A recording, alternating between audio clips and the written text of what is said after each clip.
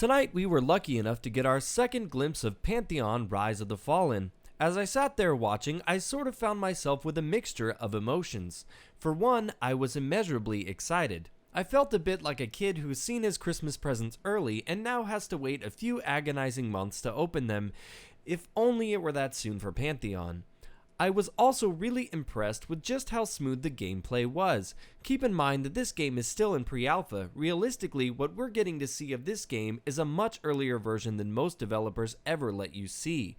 They already stated that the majority of the animations, spell effects, textures, and basically anything visual was all just placeholder, and what we're really focusing on was the gameplay, which is where things really get exciting. Most of us who are interested in Pantheon have a background in EverQuest, and if not, have a desire for something unlike the current trend of MMO today. For us EQ vets, the gameplay I saw tonight really brought me back to those good old days. So far, to me, even with its placeholder graphics and animations, looks like a wonderfully updated version of EverQuest, which is really all many of us really want. The added features are just icing on the cake. Although I have to say, as much as I love EQ, I'm ready for a new world to explore with its own unique lore. I think exploration and experiencing new things in game is really where the magic comes from in the end. In this stream, we got to ride along as the group explored Black Dagger Keep, a non-instanced overworld dungeon. Visionary Realms is trying to limit the use of instances as much as possible and reserve it only for story or very special quests. Black Dagger Keep really brought back memories of crawling through some of my favorite EQ zones, trying to get deeper in so we could get one good camp. As the group began pulling mobs, you could easily see the importance of teamwork and that class interdependence that we've heard so much about. Even at this low of a level, mobs needed to be mezzed, enemies needed to be tanked, the healer had to keep his group mates alive, and the DPS needed to pay attention to which mob to kill without breaking crowd control. We saw the team tackle named mobs and even got to see what it looked like to be trained by a ton of mobs in Pantheon. Even in this early state, I find it hard to put into words just how impressed I am with the game. We even got a glimpse of the skill system, which indeed looks quite similar to EverQuest. There was even talk about some extra design elements that are being considered for Black Dagger Keep, such as an ominous patrolling figure that would move around the entire zone, perhaps giving off an audible cue. The example that we got was the sound of rumbling earth, and perhaps this is a hint, or maybe just an example. Basically, this thing, whatever it is, would be something that players would want to look out for, and it sounds like it could certainly be a pretty difficult encounter that you would want to avoid. I like the idea of not being able to get too comfortable in a dungeon. After all, would you be able to really let your guard down in an enemy stronghold? No matter how powerful you are, the odds aren't really in your favor. Overall, I consider the stream tonight a great success. I really recommend that you go back and watch the entire stream on Visionary Realms channel. I'll put a link in the description to the stream video as soon as it's available. After the stream, Brad, Joppa, and Kilson were very gracious and thanked everyone for coming to watch their progress. It's quite promising to see a group of developers so appreciative to their fans.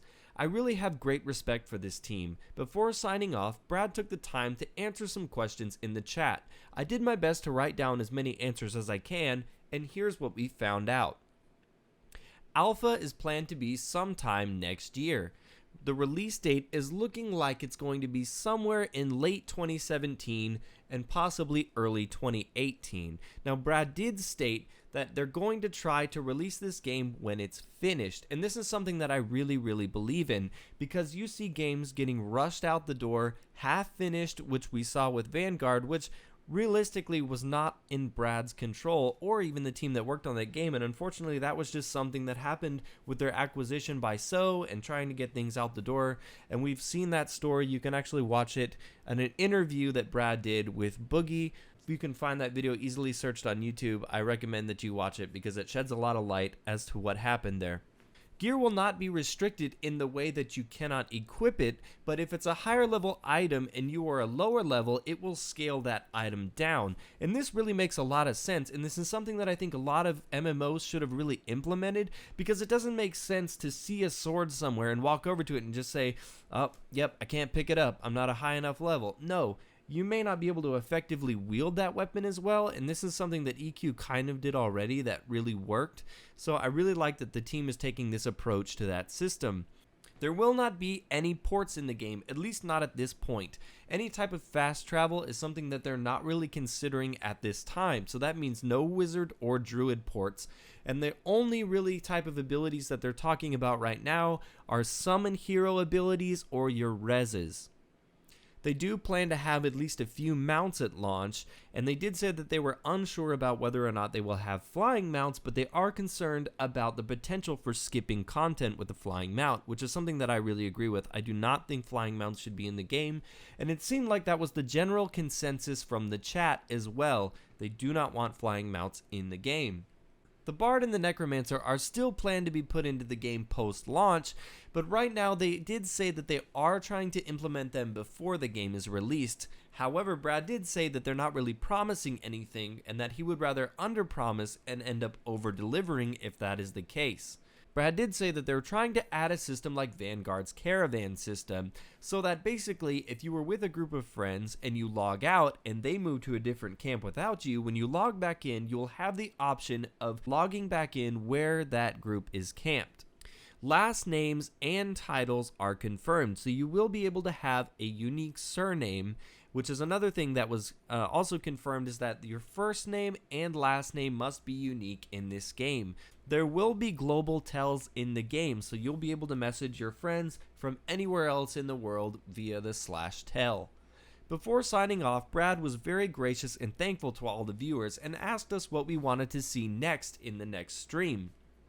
Of course, the chat was bombarded with text. It was nice to see that these guys truly care about the community that they build. Including the fans in the development process is really important because ultimately we're the ones who are going to be playing this game, and it makes sense for a developer to realize this and build a game that keeps our concerns in mind.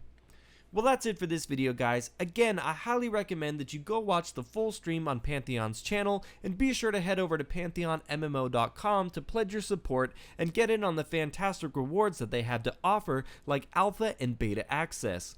Let me know in the comments what features you are most excited about at this point, or if you have any concerns. Give this video a like to show your support, and be sure to subscribe to the channel so you don't miss out on more Pantheon updates. You can follow the channel on Twitter at BrainBeanGaming for real-time updates, and as always, thanks so much for watching, and I'll see you guys next time.